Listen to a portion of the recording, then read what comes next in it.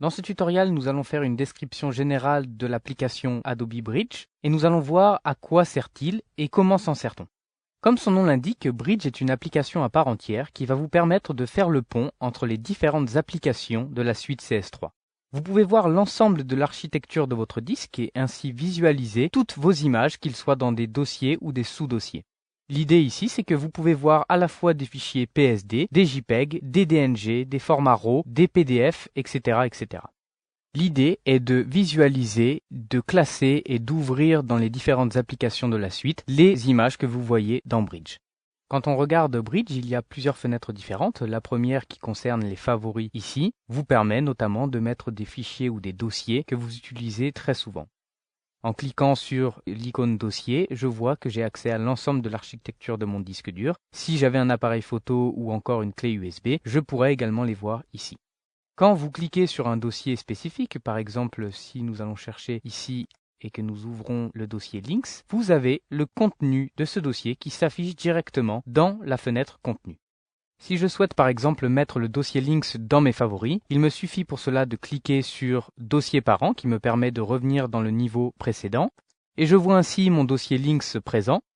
Il me suffit ensuite de cliquer sur mes favoris et d'un simple cliquer-glisser, je viens glisser ici mon dossier Links et je vois qu'il est présent dans mes favoris. Un simple clic par exemple sur ce dossier me permet d'afficher son contenu dans la palette contenu. Dans Bridge, vous êtes totalement libre d'organiser l'interface comme vous le souhaitez. Je vais par exemple bouger ma palette dossier qui va me permettre de la mettre à côté de la palette contenu ou encore de la palette filtre. Vous voyez qu'à l'endroit où je bouge ma fenêtre, elle est surlignée de bleu. Si je dépose ici ma palette dossier, elle est venue se mettre à côté de filtre. Je peux également mettre cette palette dossier indépendante, donc je peux après ensuite agrandir ou non ma fenêtre, également la fenêtre filtre en dessous, mais je peux également aller de gauche à droite et agrandir ainsi la palette contenu. Vous voyez que le contenu s'adapte automatiquement.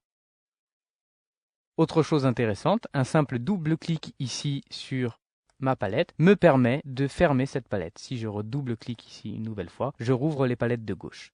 Un raccourci clavier intéressant est tabulation qui me permet d'afficher simplement mon contenu et de cacher les deux palettes à droite et à gauche. Si je reclique sur tabulation, je réaffiche une nouvelle fois mes palettes. Vous avez également accès au menu fenêtre qui vous permet de cocher ou décocher les palettes que vous voulez voir dans votre espace de travail. Si finalement vous décidez que la palette dossier est mieux à côté de la palette aperçu, il vous suffit ensuite de enregistrer votre espace de travail en allant directement ici, enregistrer l'espace de travail. À partir de ce moment, il sera disponible ici dans les trois raccourcis qui vous permettent d'afficher différents espaces de travail. Si vous restez cliqué sur la petite flèche, il fait apparaître un sous-menu qui vous donne accès à différents espaces de travail proposés par Photoshop CS3, mais également à votre propre espace de travail. Ici, j'ai créé le mien que j'ai nommé Visibility. Si vous voulez afficher différents espaces de travail par rapport à ces trois boutons et changer ce qui est proposé en standard, vous pouvez à tout moment aller sélectionner en restant appuyé sur la flèche une autre manière d'afficher vos images, par exemple en affichant les métadonnées. Mais si vous voulez rester comme vous étiez au début, vous laissez en 1 par défaut ici. Sur le 2, vous choisissez l'horizontal film strip qui vous permet notamment d'avoir vos images en grand ici dans l'aperçu. Ou encore le numéro 3 qui vous affiche les images avec toutes leurs informations.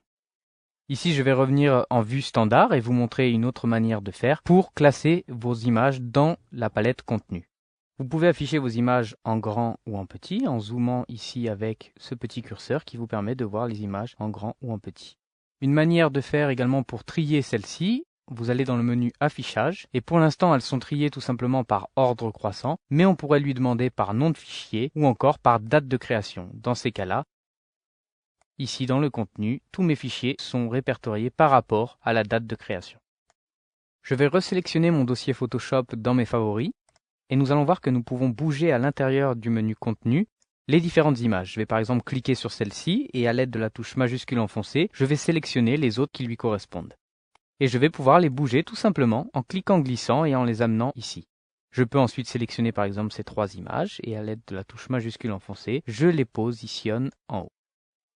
Si je sélectionne mon fichier PSD ici, j'ai un certain nombre d'informations sur ce même fichier dans ma palette métadonnées. J'ai par exemple sa définition ou encore son profil colorimétrique. Si je sélectionne une autre image, par exemple celle-ci, qui est un fichier RAW natif d'un Canon, eh bien j'ai certaines informations sur la prise de vue, par exemple l'ouverture ou encore la vitesse d'obturation. Enfin, si je sélectionne par exemple ce fichier, j'ai encore d'autres informations, par exemple le label jaune ici, et cette image a été notée avec 5 étoiles. Cette manière d'annoter vos images va vous permettre de trier très rapidement et efficacement l'ensemble des images sélectionnées. Je vais par exemple choisir cette image et sélectionner les deux autres à côté. Et par le menu étiquette, nous allons lui donner 3 étoiles. Et par exemple, ici, un label approuvé qui va faire que les images vont être annotées en vert. J'ai également accès à différents raccourcis clavier qui me permettent d'annoter mes images très rapidement. Sur PC, je fais CTRL 1 pour mettre une étoile, pomme 1 sur Mac, CTRL 2, CTRL 3, donc pomme 3 sur Mac, pour mettre 3 étoiles, et cela jusqu'à 5, donc CTRL 5 pour mettre 5 étoiles. Ensuite, le numéro 6, 7, 8 et 9 vont me permettre de mettre différentes couleurs de label. CTRL 6 par exemple pour le rouge, CTRL 7 pour le jaune, CTRL 8 pour le vert. Je vais annoter ces images de 3 étoiles, donc un simple CTRL 3 sur PC, pomme 3 sur Mac me permet d'annoter mes images de telle façon. Une autre manière de trier vos photos, c'est la palette filtre qui est ici à notre gauche et qui va permettre très rapidement de trier ces photos. Par exemple, je vois ici que dans les fichiers approuvés, c'est-à-dire mêlés à un label vert, il y a 3 images. Un simple clic sur la gauche m'affiche les 3 images munies d'un label vert. Si ensuite je décide de choisir les images avec 3 étoiles, donc je vais par exemple décocher ici, si je clique ici 3 étoiles, eh bien j'affiche les dossiers avec 3 étoiles. Donc simplement si je viens ajouter par exemple ici 3 étoiles et puis sur celle-ci 3 étoiles et sur celle-ci par exemple 4 étoiles, eh bien automatiquement tout ça est mis à jour dans ma palette filtre et je peux afficher soit les fichiers avec 4 étoiles, soit les fichiers avec 4 étoiles et les fichiers avec 3 étoiles et également par exemple ceux simplement avec le label vert. Ensuite, dans cette palette filtre, il y a pas mal de choses qui vous permettent par exemple de trier par mots-clés, par type de fichier. Je vois par exemple que dans ce dossier, j'ai 11 fichiers Photoshop, mais je pourrais également trier par date de modification ou même par l'orientation, c'est-à-dire les formats paysage ou les formats portrait. Avec Bridge, on a également accès à un certain nombre d'automatismes disponibles avec les différentes applications telles que Photoshop, Illustrator ou encore InDesign. Je peux également utiliser la technologie proposée par Adobe Connect qui me permet de démarrer une réunion via Internet. Donc j'ai ici dans mon menu favori, démarrer la réunion. Nous allons maintenant nous intéresser à l'utilisation de Bridge avec InDesign. Je vais pour cela aller dans InDesign directement en cliquant et en ouvrant notre fichier. Je vais aller dans mes pages, donc je vais cliquer sur l'outil page et nous allons voir la page numéro 2. J'ai ici sur ma gauche 4 images qui sont prévues pour ma mise en page. Je vois bien ici que j'ai les blocs qui vont me permettre d'importer mes images. Nous allons voir l'intérêt du coup avec InDesign et Bridge.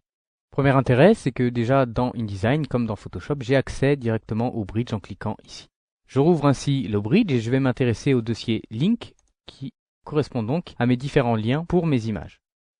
Connaissant le nom de mes images, je sais qu'elles sont nommées contributeurs. Je peux taper ici sur mon clavier C et je trouve directement mes images dans Bridge. Je vais sélectionner ces 4 images en restant cliqué sur la touche majuscule enfoncée. Et nous allons maintenant passer dans un mode qui est très intéressant à utiliser avec InDesign ou Illustrator. C'est le mode réduit disponible en haut à droite.